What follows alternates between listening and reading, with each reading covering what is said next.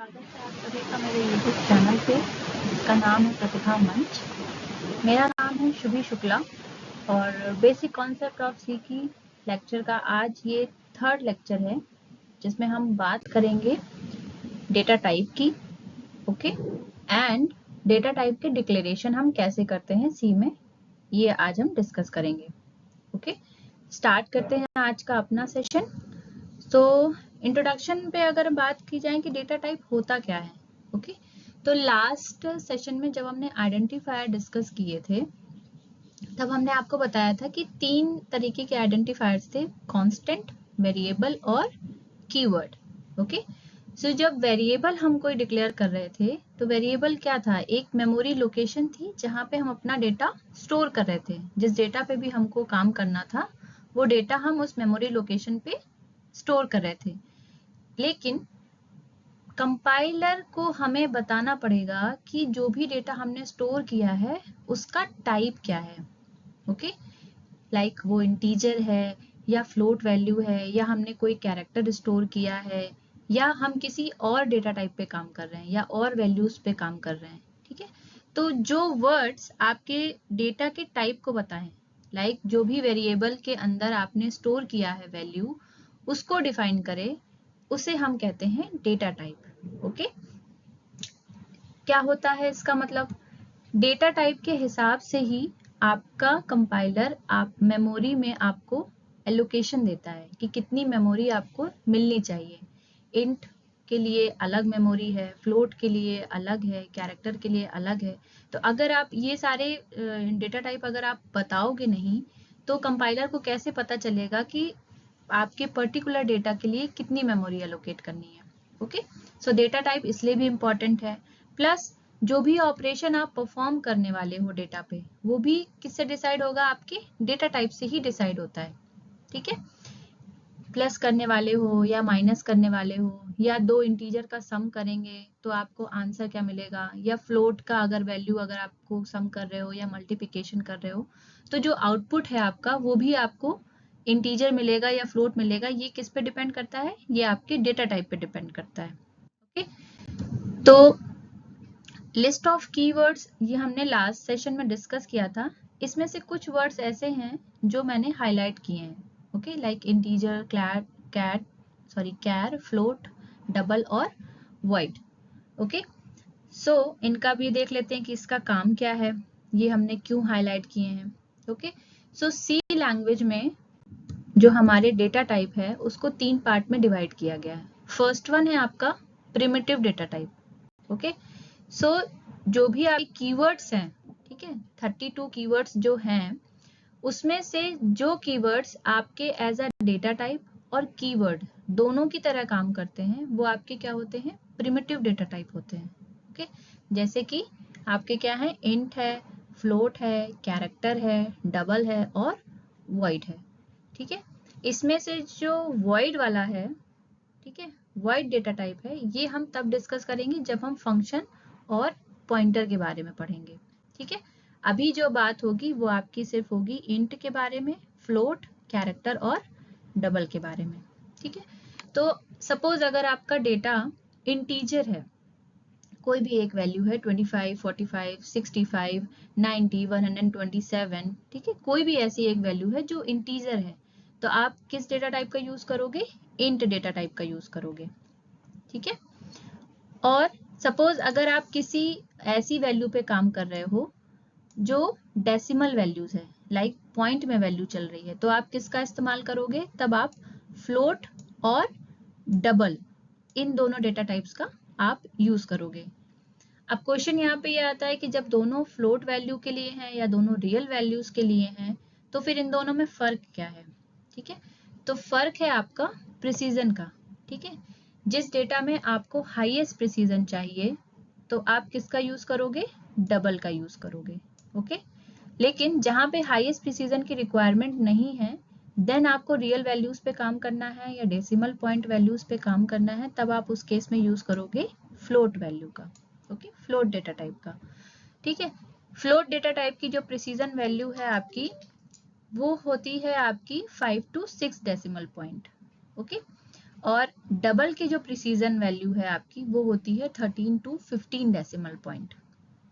ठीक है, तो रिक्वायरमेंट के हिसाब से आप डेटा टाइप का यूज करोगे, चाहे वो फ्लोट हो या फिर डबल हो, डिपेंड करता है कि आपको कितना प्रिसीजन चाहिए। ठीक है, लेकिन अगर आप कोई ऐसी वैल्यू पे काम कर रहे हो जहाँ पे आपको सिंबल स्टोर करना हो या आपको कोई सिंगल कोट में कैरेक्टर स्टोर करना हो, तब आप डेटा टाइप जो यूज करोगे वो होगा आपका कैरेक्टर डेटा टाइप। ओके, अब इन्हीं प्रिमिटिव डेटा टाइप्स को अगर हम यूज करें, ठीक है, और कोई और डेटा टाइप बनाए, तो वो आपका आता है डिराइव्ड डेटा टाइप में।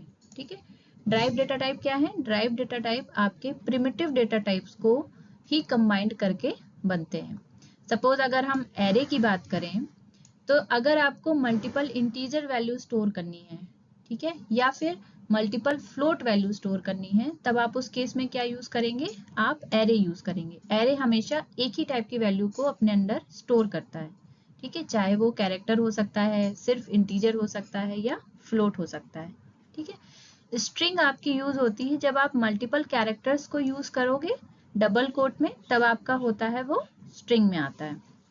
ओके, पॉइंटर आप तब यूज करते हो जब आपको वैल्यू नहीं, जबकि आपको एड्रेस स्टोर करना हो। ठीक है, प्रिमिटिव डेटा टाइप्स हो या डिराइव डेटा टाइप्स हो, अगर किसी भी डेटा टाइप का अगर आपको एड्रेस स्टोर करना है, तब उस केस में आप पॉइंटर डेटा टाइप का यूज करोगे।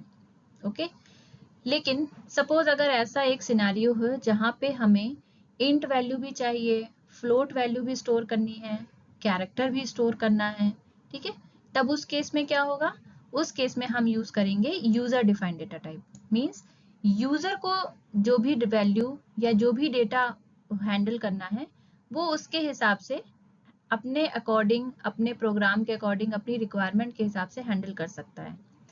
अगर मैं एग्जाम्पल की बात करूं, तो अगर आप किसी एक क्लास में हो और आपको क्लास के स्टूडेंट का डेटा हैंडल करना हो, तब उस केस में आपको क्या चाहिए होगा? सबसे पहले स्टूडेंट का नाम, जो कि आपका होगा एक स्ट्रिंग हो जाएगी। ओके, स्टूडेंट का रोल नंबर, वैल्यू क्या है? एक इंटीजर वैल्यू है। ठीक है, स्टूडेंट की मेल आईडी हो सकती है, स्टूडेंट का एड्रेस हो सकता है, स्टूडेंट के फादर्स नेम, मदर नेम हो सकता है। ओके, सो ये सारे क्या है? मल्टीपल डेटाज हैं। या फिर किसी पर्टिकुलर सब्जेक्ट्स में उसने कितना मार्क्स स्कोर किया है, ओके, या फिर ओवरऑल एग्जाम में उसका ग्रेड क्या है। तो ये सारा क्या है? कॉम्बिनेशन है ना? इसमें इंट भी है, फ्लोट भी आएगा, कैरेक्टर किसको रिप्रेजेंट करेगा? आपके ग्रेड को रिप्रेजेंट करेगा, एरे भी होगा और स्ट्रिंग भी होगी। ठीक है, तो प्रिमिटिव और डिराइव्ड, अगर आप इन दोनों को कंबाइन में यूज करना चाहते हो, तो आपको क्या होगा? यूजर डिफाइंड डेटा टाइप्स का यूज करना पड़ेगा। Totally depend upon the user. User कैसा डेटा हैंडल कर रहा है, वो अपने हिसाब से, अपनी चॉइस के हिसाब से डेटा टाइप ले सकता है। इसमें क्या क्या आता है? इसमें आता है स्ट्रक्चर आता है, यूनियन आता है और इनम आता है। ठीक है, सो जब सिंगल सिंगल टॉपिक्स जब हम डिस्कस करेंगे, तब ये सारे पॉइंट्स आपको क्लियर हो जाएंगे। ओके, नेक्स्ट अब बात करते हैं मेमोरी एलोकेशन की। ठीक है, तो सब डेटा टाइप आपने बना लिया, लेकिन डेटा टाइप के हिसाब से मेमोरी भी तो एलोकेट होगी रैम में। तो किस डेटा टाइप के लिए कितनी मेमोरी है, ये डिपेंड करता है आपके बिट सिस्टम पे। ठीक है, फिलहाल यहाँ पे जो चार्ट दिया गया है, इस पे अगर हम देखें, तो कैरेक्टर डेटा टाइप के लिए आपकी कितनी मेमोरी है? 1 बाइट मेमोरी एलोकेशन होता है।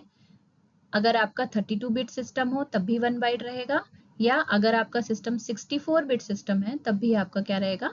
1 बाइट रहेगा। सिमिलरली इंट डेटा टाइप के लिए आपको क्या है?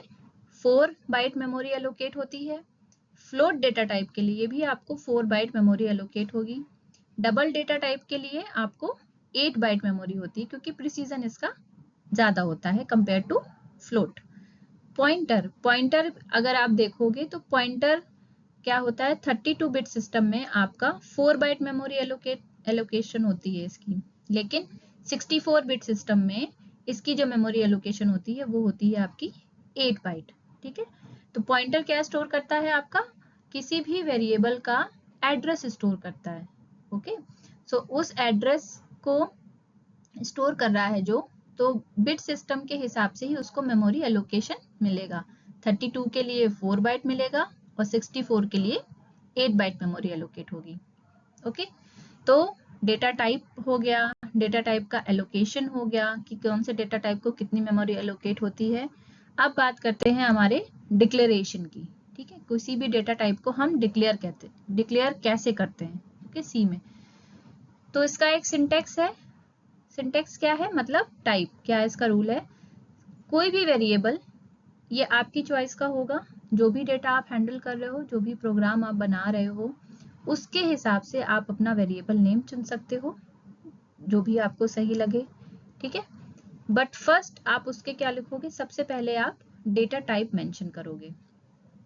ठीक है, वो डेटा टाइप आपका कैसा है कि वेरिएबल में आप जो वैल्यू स्टोर करने वाले हो वो किस टाइप की है, इंटीजर वैल्यू है, फ्लोट वैल्यू है, या आप कैरेक्टर स्टोर करोगे, ताकि कंपाइलर को पता लगे कि उस पर्टिकुलर वेरिएबल के लिए हमें कितनी मेमोरी एलोकेट करनी है।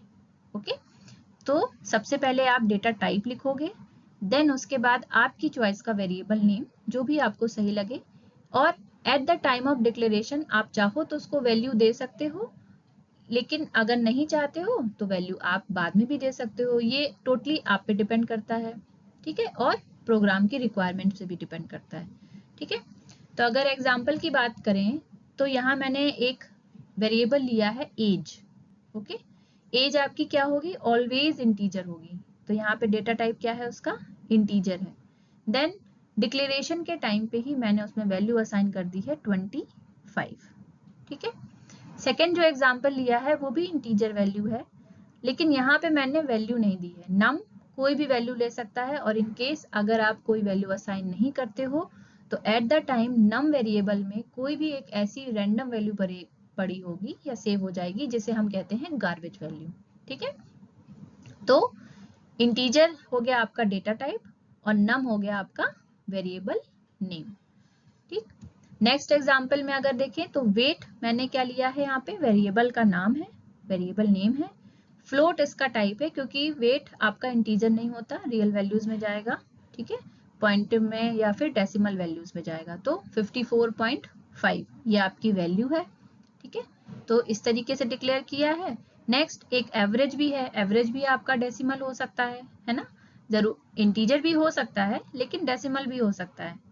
सपोज अगर कोई ऐसा नंबर है, सम के बाद सम आपने दिया और उसको डिवाइड करने के लिए कोई ऐसा नंबर लिया है जिससे वो सम कंप्लीटली डिविजिबल ना हो, तो आपका एवरेज क्या आएगा, पॉइंट्स में आएगा, डेसिमल पॉइंट्स में आएगा, तो उसकी वैल्यू जो डेटा टाइप होगा वो आपका क्या होगा, फ्लोट वैल्यू या फ्लोट डेटा टाइप होगा। Okay, next grade.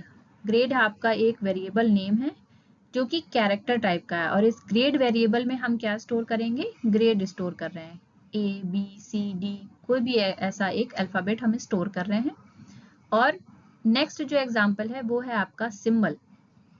ठीक है, सिंबल आपका एक वेरिएबल नेम है जिसमें हम कोई भी सिंबल, ऑब्वियस सी बात है कभी रिक्वायरमेंट ऐसी होगी तो हमें इस सिंबल में क्या स्टोर कर सकते हैं, कोई भी सिंबल स्टोर कर सकते हैं, कोई भी कैरेक्टर स्टोर कर सकते हैं, और इसका टाइप क्या है, कैरेक्टर डेटा टाइप का है ये। ओके, तो ये बात हो गई आज के सेशन की।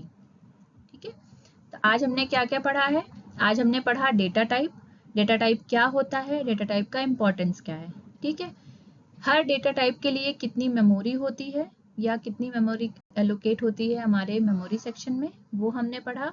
नेक्स्ट हमने पढ़ा कि डेटा टाइप को डिक्लेयर कैसे करते हैं। ओके, तो फिलहाल अभी आपके आरआरबी जेईई में इतना सफिशिएंट है। देन जो नेक्स्ट सेक्शन होगा आपका वो होगा आपका ऑपरेटर का, मल्टीपल ऑपरेटर्स जितने भी सी में यूज होते हैं वो सारा हम 1 बाय 1 डिस्कस करेंगे। ओके, सो वीडियो अगर आपको अच्छी लगी हो तो इसे लाइक करिए। ठीक है, जो भी फ्रेंड्स आपके एग्जाम्स की तैयारी कर रहे हैं उनके साथ शेयर करिए, और अगर आप ये अच्छी अच्छी वीडियोस और देखना चाहते हैं तो मेरे चैनल को सब्सक्राइब कीजिए। Till then, bye bye everyone.